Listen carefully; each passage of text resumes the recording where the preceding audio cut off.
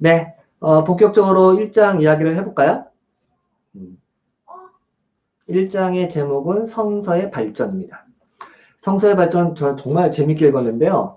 폴키몬의 특징은 영국 신학자들이 마찬가지인데 영국 신학자들은 비평하게 굉장히 열려 있어요. 그 역사 비평을 충분히 다 수용하고요.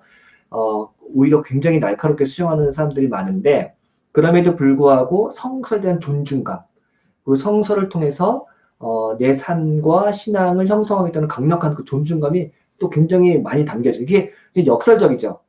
굉장히 최신학문의 비평적인 것을 수용하면서 동시에 자신 신앙의 근원인 성서를 존중하는 것. 이게 참 어떻게 그게 딱 그 합쳐질지는 정말 모르겠는데 그런 방식이 참 재미있었던 것 같아요. 그러면서 이제 폴케몬이 1장에서 성서의 발전에서 어떤 얘기를 하냐면 그 31페이지인데 여기서도 굉장히 충격적인데요. 자기가 이제 여러분 성공의 예배 드려보셨어요? 예. 성공의 예배 드려보면 거기 성서 정과라고 해서 성공회에서는 이제 그 각 주마다 정해진 본문이 있어요. 그 구약 본문, 복음서 본문, 서신서 해가지고 세 개의 본문을 제가 제 기억으로는 세 개의 본문을 이제 매번 이렇게 낭독하고 그 정해진 성서 일과에 따라서 성경을 읽고 이제 설교도 하고 그렇게 하거든요. 근데 이 폴키온이 어떤 얘기를 하냐면요. 그 본인이 성공의 예배를 직전하고 이제 성공의 사제가 돼가지고 예배를 직전하는데 그 성서 정과라고 하는 렉셔너리에 보면은 그 여호수아서 6장 말씀을 읽는 본문이 나온대요. 근데 그 성서 일과에는요 6장 20절까지만 읽고 딱 끝난대요. 근데 여러분 여호수아서 6장 21절 그러니까 그 성서 낭독하는 사람이 이제 성서 낭독을 딱 하면은 이것은 주님의 말씀입니다. 아멘 하고 이렇게 이제 화답하는 게 있잖아요. 근데 여호수아서 6장 20절까지만 딱 읽고 이제 이것은 주님의 말씀입니다. 아멘 한다는 거예요. 근데 여호수아서 6장 21절은 뭔지 아세요? 그러니까 이스라엘 백성들이 여리고성에 함락하는 어떤 장면인가 봐요. 근데 21절은 이렇게 돼 있어요. 남녀노소 가리지 않고 소건 양이건 낙이건 모조리 칼로 쳐 없애버렸다. 라고 이야기가 나와요. 그러니까 이제 폴키온이 뭐라고 하냐면 만약에 성서 일가가 여호수아서 6장 21절에서 끝났다면 사람들이 과연 이것은 주님의 말씀입니다. 아멘. 할 수 있었을까? 그렇게 물어보는 거예요. 왜냐면 너무 하나님이 너무한 거 아니야? 뭐 다 쳐 죽이라고 하는 장면, 그러니까 아주 잔인하고 폭력적인 하나님에 대한 묘사가 나오는데 이 본문을 듣고 나서 아멘 할 수 있을까라고 물어보는 거예요. 재치 있게. 그러면서 또 이어서 사무엘상 15장 18절 말씀을 인용하는데 여기는 사울 왕이 전쟁을 치러가지고 전쟁을 하는데 사무엘이 사울한테 그 전쟁 치고 난 다음에 거기 있는 사람들을 모두 싹 다 죽여야 되는데 죽이지 않은 거에 대해서 사무엘이 사울을 책망해요. 이해하셨어요? 네.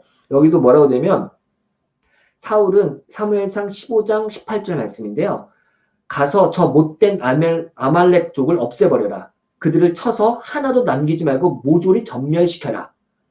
라고 하는 하나님의 명령에 순종하지 않았어요. 사울이. 그래서 사무엘이 사울왕에게 뭐라면 너는 이 말씀에 순종하지 않았기 때문에 여호와께서 너를 버리실 것이다. 라고 말을 한다는 거죠.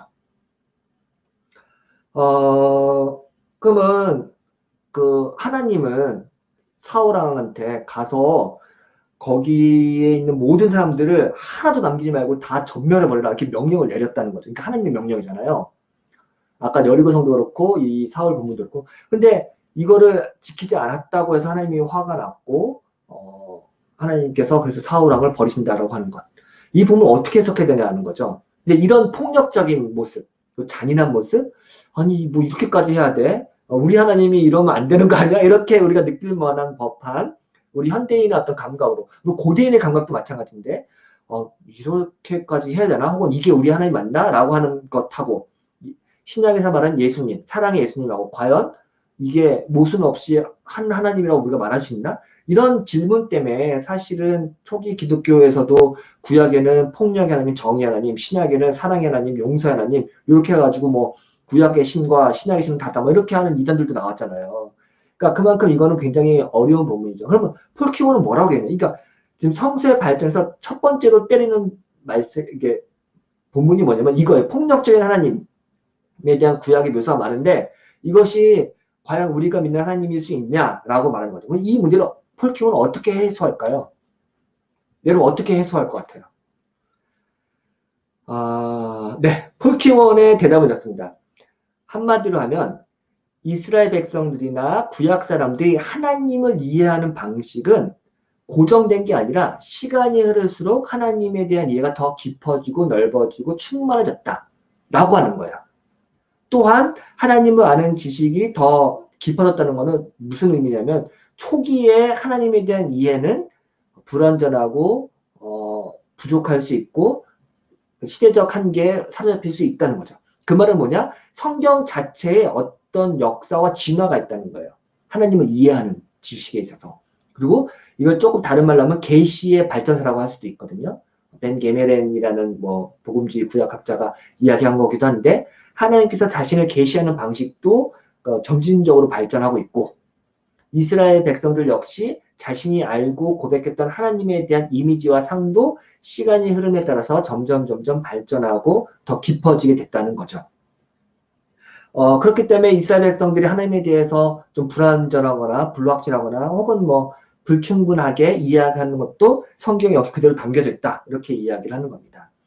그래서 그 당시에 그러니까 사울과 다윗 시대에 이스라엘 백성들이 고백하고 알고 있던 하나님은 하나님께 순종한다. 하나님께 신뢰한다. 내가 하나님 믿는다는 것은 그 타민족, 그러니까 하나님과 다른 이방이라든가 이방 신들을 폭력적인 방식으로 때려 눕혀서 전멸하지 않으면 안 된다고 하는 신이에 하나님 이해를 갖고 있었던 거예요. 이거는 그들의 어떤 초기, 이스라엘 공동체가 초기에 갖고 있었던 신앙 고백이기도 하면서 동시에 신앙관이거든요. 하나님관이거든요. 신관이거든요. 이제 그런 방식으로 형성됐다는 거죠.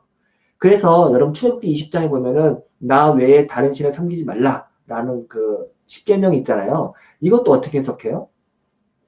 나 외에 다른 신이 있는 거죠. 여러 신들이 있는데 신들과 신들 중에서 나 외에 다른 신을 섬기지 마. 나만 섬겨라. 다른 신 섬기면 안 된다. 뭐 바알 신도 있고 무슨 아세라 신도 있고 여러 신이 있는데 다른 신들이 신들이 막 나를 섬긴다. 그러니까 이건 신들의 전쟁이잖아요. 그러니까 야훼 하나님만 섬겨야 되니까 다른 신들과의 그 어떤 대립 관계에서는 굉장히 폭력적이고 그 적의 어떤 신을 전멸하는 이런 방식으로 나옵니다. 근데 나중에 가면 어떻게 된 줄 아세요? 나중에 가면은 제2 이사야라고 하죠. 이제 이사야 41장 위에 가면은 이 땅에 오직 여호와 한 분만이 유일한 신이다. 라는 말이 나와요. 이 말은 십계명하고 또 다른 맥락이에요. 그러니까 여러 신들 중에 나만 섬겨라는 거하고 이 세상에 유일한 신은 오직 야훼 하나님 한 분이다. 라는 말은 다른 신들은 진짜 신이 아니라는 거죠. 이해하셨죠? 존재하는 모든 신의 최고는 야훼 하나님. 유일한 하나님. 유일자. 단일 신이죠. 예. 그렇기 때문에 다른 신들은 사실은 뭐 허상이라든가 헛개비라든가 혹은 뭐 잘못된 우상이라고 말을 하는 거죠. 그때는 비로소 하나님에 대한 이해가 달라지는 거죠. 이런 이야기를 합니다. 네. 그리고 또 하나는 이제 아까 그 폭력적인 하나님 이렇게 막 다 때려잡고 다 죽이고 전멸하라 이런 하나님에 대한 이해가 제2 이사야에 보면은 종의 노래에서 굉장히 많이 바뀐다는 거죠. 그래서 뭐 여기도 뭐 여러분 잘 아시지만 이사야 42장에 보면은 나 여호와는 상한 갈대를 꺾지 않고 꺼져가는 심지를 끄지 않는다라고 하는 본문이 나오잖아요. 이제 이런 그 종의 노래에 대한 본문이 한 4군데가 나온대요. 근데 이런 본문을 보면은 와 하나님이라는 것이 우리의 구원자라는 것이 굉장히 연약하고 힘들고 가난하고 연약한 자들의 편에 서서 그들과 함께하는 하나님, 종으로서 오신 하나님, 고난받는 메시아에 대한 이미지가 나오잖아요. 이거는 그 아까 제가 얘기했던 아주 폭력적이고 강압적이고 군주적인 하나님상은 완전 반대거든요. 그러니까 이런 제2 이사야 포로기 이후에 하나님에 대한 이미지, 그리고 우리의 구원자에 대한 메시아에 대한 이미지는 완전히 바뀌고 이거는 사실 예수 그리스도에 의해서 완전히 성취가 되잖아요. 예수 그리스도가 무슨 다윗과 같은 뭐 엄청난 군사나 용사로서의 어떤 구원자가 아니라 종의 노래에서 말하고 있는 고난받는 종에 대한 이미지로 이 세상을 구원하잖아요. 이런 방식이 사실은 성경 안에서도 하나님에 대한 이미지가 바뀌고 있고 또 그것을 다시 재해석해서 자신의 어떤 신앙관으로 이제 바꿔가는 모습이 나온다라고 하는 거죠. 이제 그렇기 때문에 우리가 성경을 볼 때 그냥 단편적으로 이게 있는데 왜 이렇게 성경 안에도 이게 모순되네 혹은 대립되네 이렇게 볼 게 아니라 성경을 하나의 어떤 발전사로 보는 거죠. 그것이 아마 이제 성경을 모순되지 않게 이해하는 방식이다라고 할 수 있습니다.